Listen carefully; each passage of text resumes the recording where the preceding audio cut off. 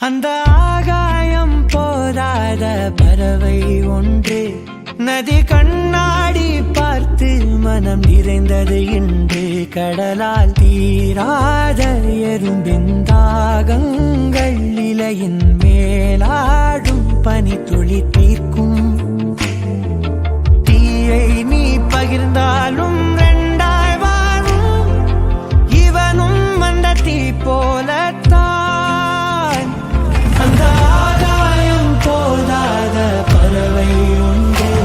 நதி கண்ணாடி பார்த்து மனம் நிறைந்தது இன்று கடலால் நீராத எறும்பின் தாகங்கள் இலையின் மேலாடும் பனி துளி தீர்க்கும்